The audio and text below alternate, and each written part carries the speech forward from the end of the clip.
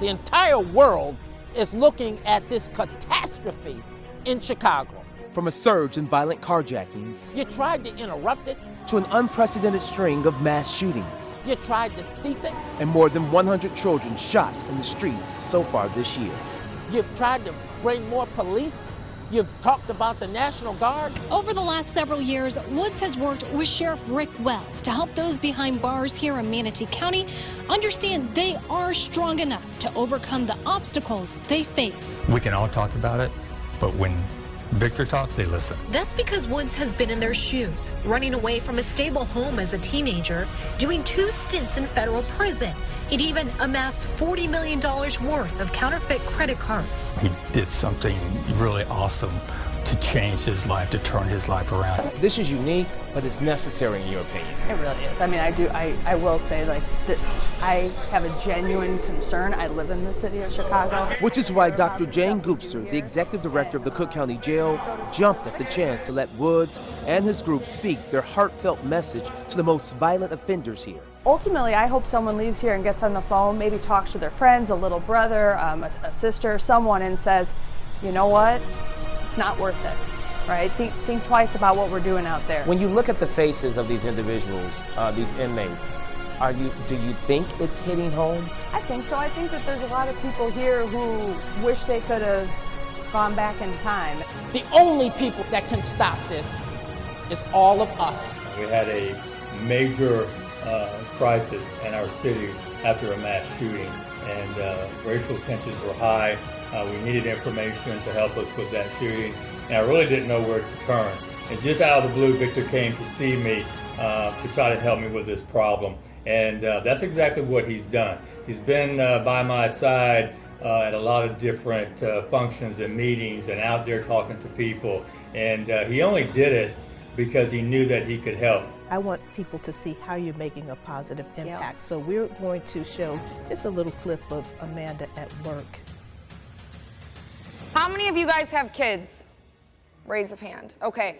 So the perspective I'm going to be giving you is the perspective of a child going through their father being incarcerated. I was not physically locked up in prison, but I was mentally locked up in prison, growing up with a father incarcerated. My first memory of my dad was in prison, okay? I didn't have Christmas, I didn't have birthdays with him, and that was normal to me. I didn't know it was not normal until I went to school and all my friends had their dads around at the father-daughter dances. I made the ride, the 4-hour ride with my mom to Oxford, Wisconsin.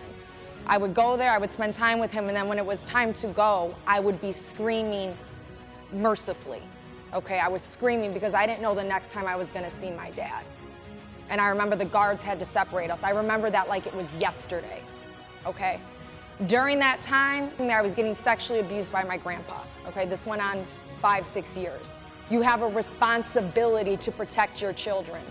It wasn't until I became a mother that I realized I needed to make some changes in my life. And I say that to say, once you take accountability of your life, you can begin the process of changing. You can look in the mirror and say, you know what, I'm messed up, I'm here, but I mentally don't have to be here.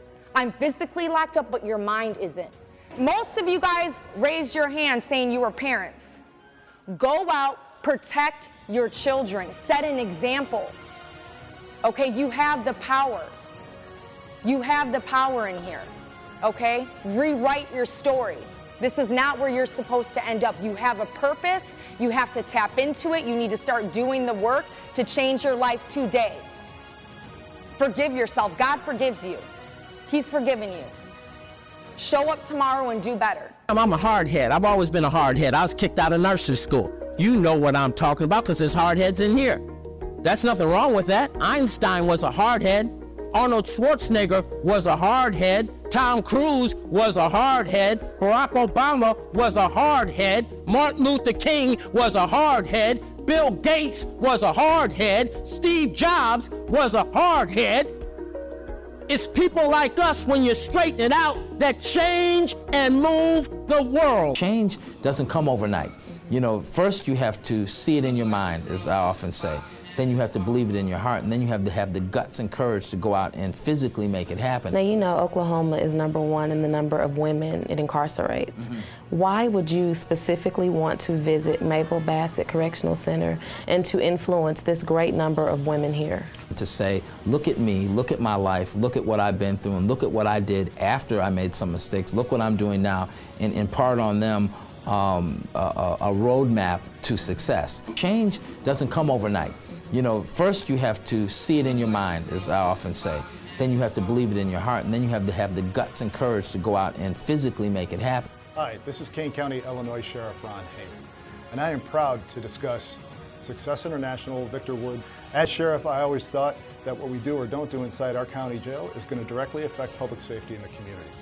So 4 years ago, we launched a number of different programs inside of our facility. We've seen dramatic success stories come out of it. We hear positive feedback, not just inside the facility, but out in the community. People who have re-entered successfully with their guidance and continued support, not just on the inside, but on the outside as well. That component of support is essential, and that continuum of care has to be there for these people to be successful when they leave a jail. When he's finished with us, I mean, we know we can do anything. Bringing it back to this the book is called The Breed Apart, published by Simon & Schuster. So the movie is based on my life story.